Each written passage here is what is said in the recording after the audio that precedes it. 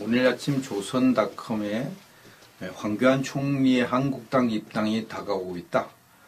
이제 10월 정도에 10월 말로 지금 입당하지 않을까 이렇게 예상이 된다고 보도를 하고 있습니다. 황교안 전 국무총리가 보수 진영의 대선 후보로 주목받고 있다. 황 전 총리는 현재 직접적으로 정치에 뛰어들지 않고 강연을 통해 모습을 드러내는 정도의 외부 활동을 하고 있지만 10월 말쯤이면 결단을 내리고 본격 정치 행보에 들어갈 가능성이 크다는 전망이 나온다. 황 전 총리는 대선주자 선호도 여론조사에서도 범보수 후보군 1위를 기록하며 정치권의 주목을 받고 있다. 현재 이게 이렇게 되죠.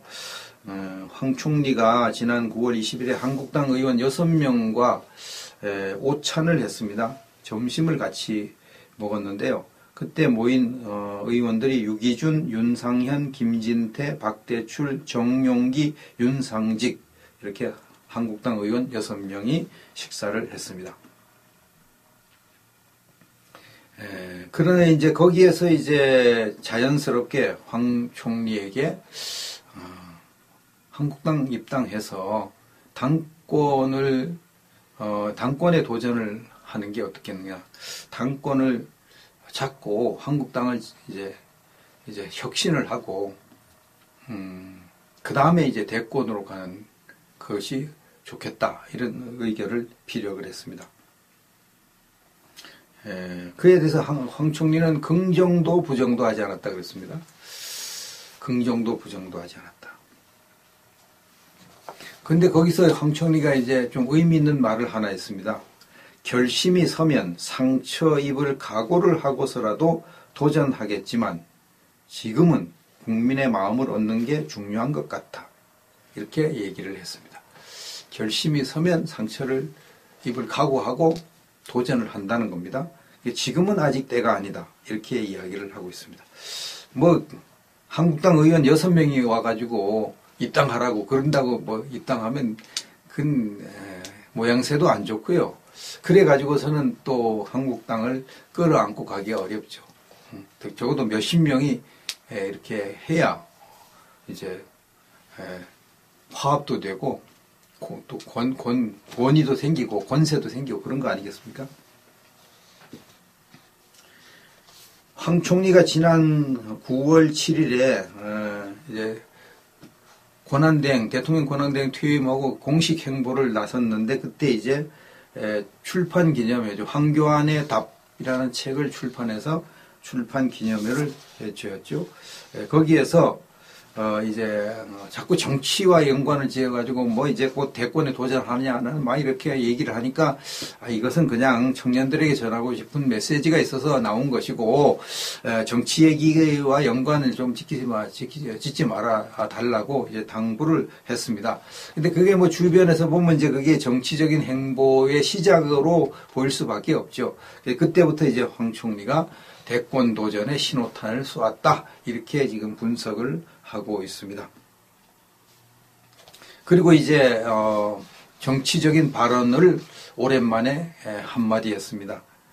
현 정부가 하는 데에 대해서 쓴소리를 했는데 걱정하는 분이 많아서 나도 안타까운 부분이 있다. 이렇게 완곡하게 현 정부의 실정을 이제 비판했습니다. 그리고 또 이제 이런 말을 했습니다. 박 대통령의 재임 기간이 길지 않아서 박근혜 대통령이죠. 박근혜 대통령의 재임 기간이 길지 않아서 이루지 못한 부분이 많아서 안타깝다. 노동개혁, 교육개혁은 지금도 아직 해결되지 않아 아쉽다. 노동개혁과 교육개혁을 박근혜 대통령이 하려고 했는데 결국은 탄핵을 당하는 바람에 이걸 못했죠. 이걸 했어야 되거든요. 노동개혁, 교육개혁. 그래 우리나라가 제대로 되는데 이게 결국은 좌파들에게 역공을 당해서 이걸 못했습니다. 못하고 더 나빠졌습니다. 노동 환경 더 나빠지고 교육 환경 더 나빠졌습니다. 그래서 이제 노동개혁, 교육개혁 이것을 이제 정부 외에도 할 일이 많고 그런 부분에서 내가 같이 해나갈 부분이 있을 것이다. 이렇게 이야기를 해서 이제 정치적인 행보를 하겠다는 의사 표시를 했습니다. 이런 상황에서 이제 여론조사기관 리얼미터가 지난 9월 27일, 28일 여론조사를 대선 후보 여론조사를 실시를 했는데 여기에서 이제 우파의 지지를 받는 사람을 물었어요. 우파의 지지를 받는 사람 누구냐? 1위가 황교안 13.9%. 1위가 황교안입니다. 2위가 유승민 13.5%. 3위가 안철수 9.5%. 4위가 홍준표 7.0%. 5위가 오세훈 5.3%. 이렇게 나왔습니다. 아주 근소한 차이지만 황교안 총리가 1위로 그 이전까지는 유승민이가 1위였거든요. 그 이전까지는. 근데 이거 역전을 시켜놨습니다. 이제 황교안 총리가 유승민을 누르고 1위로 올라섰다는 거죠. 한 주간 만에. 이제 무당층을 포함한 유권자 우파들에게 물었어요. 무당층을 포함한. 이제 중도파를 포함한 우파, 보수파에게 물었습니다. 그랬더니 황교안 28.5%, 유승민 10.7%, 안철수 10.6%, 홍준표 7.9%, 오세훈 7.1%포인트 이렇게 됐습니다.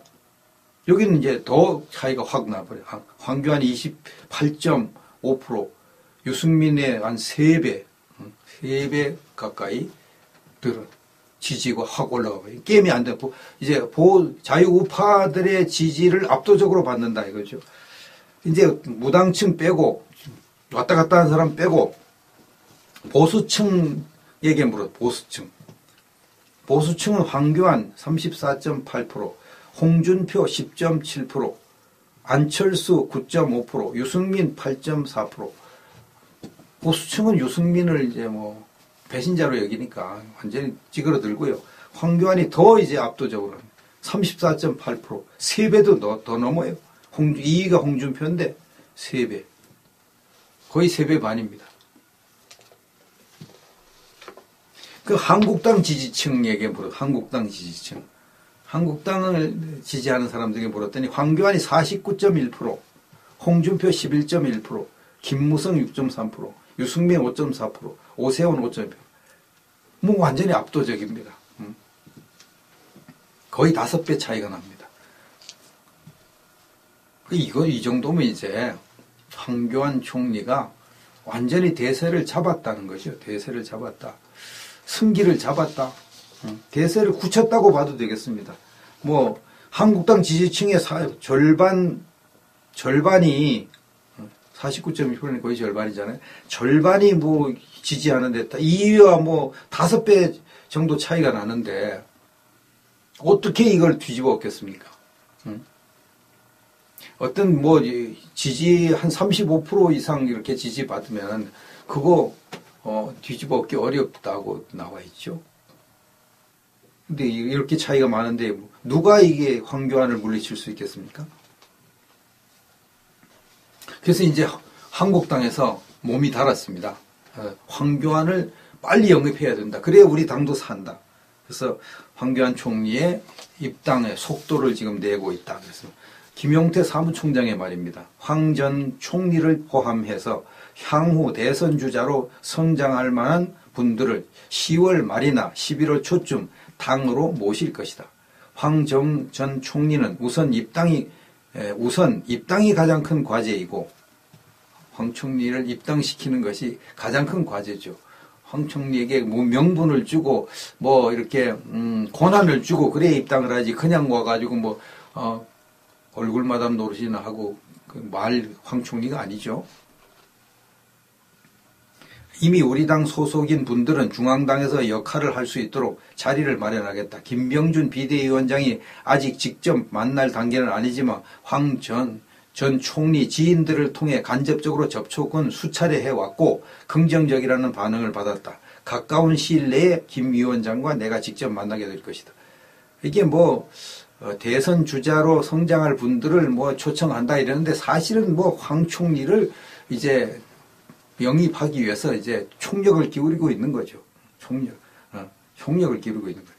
뭐 황 총리를 영입 못하면 이제 한국당 풍비박산 날 가능성도 있습니다.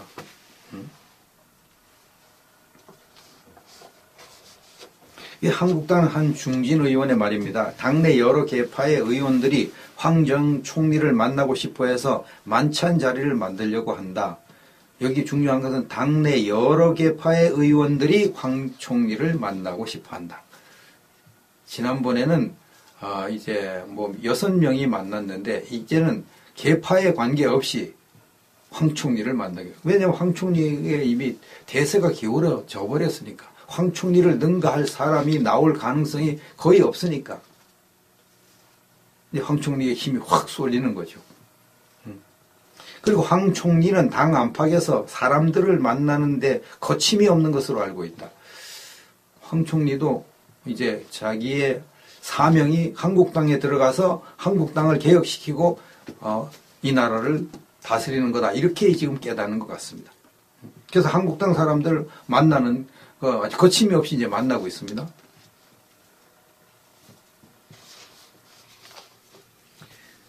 이제 황 총리에 대해서 어떤 한국당 중진 의원이 이제 하나의 뭐 조언 비슷하게 했습니다. 이렇게 했습니다. 황 전 총리는 여러 가지 측면에서 보수 진영이 지금 가장 희망을 걸 수 있는 대선 주자인 것은 맞다.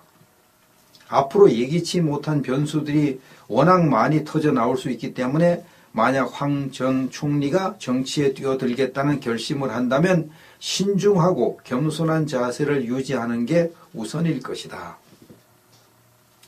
정치에는 변수가 많습니다. 또 공격이 많죠. 1위를 이제 집중적으로 공격할 거죠. 1위를 끌어내지 않으면 자기는 희망이 없으니까. 하여튼 황 총리에 대한 집중포화죠. 민주당 쪽에서는 말할 것도 없고요. 같은 한국당 내에서도 황 총리가 경쟁하는 측에서 황 총리의 약점을 잡고 막 공격을 해야 되고 막 난리칠 겁니다.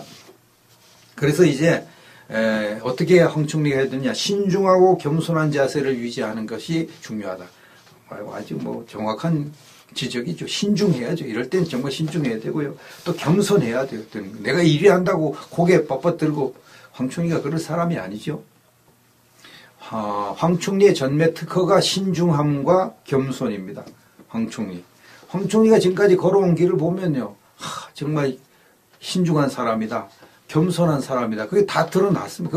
원래 체질적으로 그렇습니다. 교회에서 신앙생활도 잘하고 이런 사람은 더 신중하고 더 겸손하죠. 그걸 뭐 교회에서는 가장 강조하는 게 겸손 그거 강조하거든요. 황 총리가 검사 시절에 이제 좌파 정권에게 찍혀가지고 검사장 승진해서 탈락을 하고 뭐 한직으로 좌천을 당했습니다. 그런데도 끝까지 겸손하고 신중하게 성실하게 자기 일을 해가지고 결국은 검사장이 됐습니다. 자기 능력으로 검사장이 됐습니다. 그리고 이제 검사장 하다가 이제 퇴임을 해서 이제 일개 그냥 일개 변호사로 활동을 했는데, 그런데 또 박근혜 정부의 초대 법무장관으로 발탁을 당했죠. 그냥 겸손하게 신중하게 자기 일만 열심히 했는데 또 이렇게 눈에 띄어가지고 이렇게 법무장관이 되고, 국무총리도 원래 대상이 아니었거든요. 문창극 총리가 대상이었죠. 문창극 총리를 좌파들이 막 그냥 뭐 친일판이 어쩌니 막 누명 씌워가지고 쫓아내는 바람에, 낙마시키는 바람에, 아이고 청문회 통과할 사람이 누구냐? 황교안밖에 없네. 그래가지고 청문회 통과할 사람을 찾다 보니까 그 중에서 그래도 안전하게 청문회 통과하고 능력 있는 사람이 황교안이다. 그래서 황교안을 이제 총리로 한 거죠. 총리가 된 거죠. 국무총리 할 때도 뭐 아주 신중하고 겸손하게 이렇게 아주 헌신적으로 하고, 그 다음에 권한대행할 때도 자기가 이제 김병준 후보자를 이제 박근혜 대통령이 총리 후보자로 추천하니까, 아, 이제 난 짐 싸야겠다. 그리고 짐 다 싸가지고 이제 떠나려고 하고 있어요. 김정준. 인준 받으면 그냥 바로 떠나는 거죠.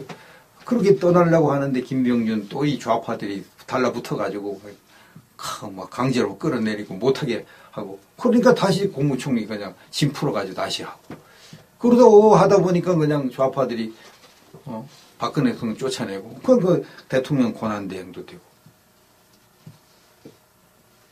요즘 좌파들이요 은근히 긴장할 것 같아요. 야, 이거 황교안을 진작 이걸 박살을 냈어야 되는데, 이 황교안을 너무 키워줘가지고, 이 공안검사 출신 황교안이 만약 대통령이 된다, 이거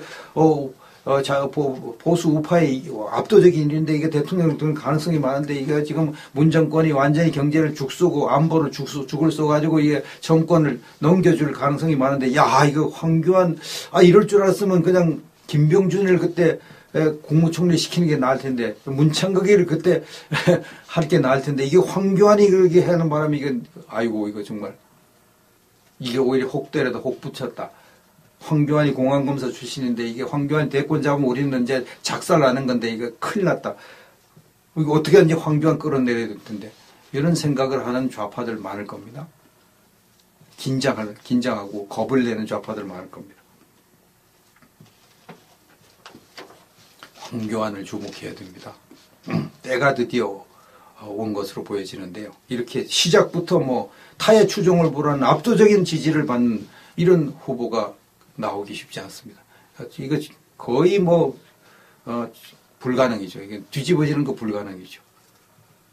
점점 더 이제 앞으로 황교안으로 힘이 쏠리게 될 것 같은데, 황교안 총리가 처신을 잘 하는 사람이니까, 또 하나님을 믿는 사람이고 하나님의 특별한 도움을 받는 사람이니까 기대를 걸어도 좋지 않을까 이렇게 생각을 합니다.